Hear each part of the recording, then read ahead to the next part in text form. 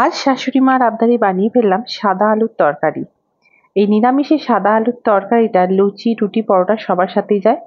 নমস্কার বন্ধুরা, আমি সোমা। আমি রেসিপিটা কিভাবে বানাচ্ছি সেটি স্কিপ না করে ভিডিওটি দেখে নিন। সাদা আলুর তরকারি বানানোর জন্য আলুকে ছোট ছোট চৌকো চৌকো করে কেটে নিতে হবে। এরপর কেটে রাখা আলুগুলোকে জলেতে সিদ্ধ করে নিতে হবে। আপনারা চাইলে প্রেসার কুকারে একটা সিটি ওঠা পর্যন্ত অপেক্ষা করতে পারেন। আমি নর্মালি এটা কড়াতে নুন দিয়ে সিদ্ধ করে নিয়েছি। খুব বেশি সিদ্ধ করলে চলবে না। এরপর কড়াইয়েতে তেল দিয়ে কালো জিরে ফোড়ন দিয়েছি। এটা 5 ফোড়ন দিয়েও করা যায়। অবশ্যই 5 ফোড়ন আর কালো জিরের টেস্টটা দু রকমের হয়। এরপর আমি দিয়ে দিলাম কড়াইতে শুকনো লঙ্কা। এই শুকনো লঙ্কাটা একটু কালচে করে ভাজতে হবে। এরপর দিয়ে দিলাম 3টে কাঁচা লঙ্কা। কাঁচা লঙ্কা 3টে ভালো করে ভেজে নিতে হবে, তবে কালো যাতে না হয়। কালো কিন্তু হলেই এর টেস্ট বদলে যায়। এরপর দিলাম হিঙের ফোড়ন, আর সাথে দিলাম কুচনো টমেটো, আর টমেটোকে নরম করার জন্য দিয়ে দিলাম সামান্য নুন। আলু সিদ্ধ করার সময় আমি নুন দিয়েছিলাম, সেজন্য এখন আমি কম করে নুন দিলাম।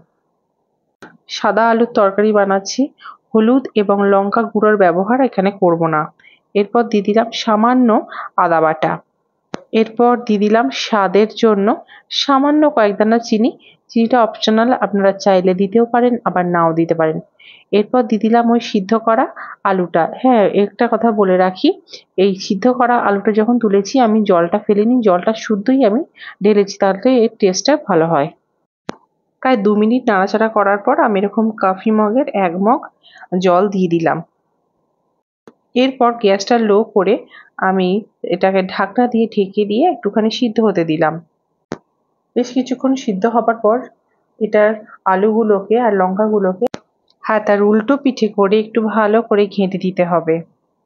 এরপর শেষে যেটা দিতে হবে সেটা হলো সামান্য পরিমাণ গাওয়া ঘি।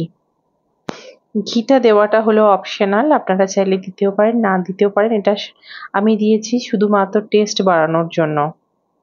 সত্যি কথা বলতে কি, এই সাদা আলুর তরকারি অনেকে অনেকভাবে করেন। অনেকে আলুগুলোকে বেশ বড় বড় ডুমো ডুমো করেও করেন।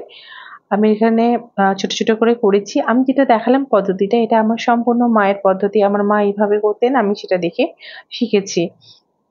আর এই সাদা আলুর তরকারিটা যদি মন ভোলানো গরম গরম গাওয়া ঘি লুচির সাথে খাওয়া যায়, শুধু পেট ভরবে না, সাথে মনটাও ভরে যাবে।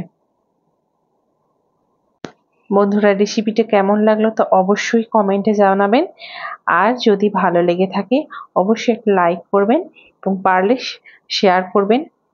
ওকে বন্ধুরা, ভালো থাকবেন, সুস্থ থাকবেন। টাটা।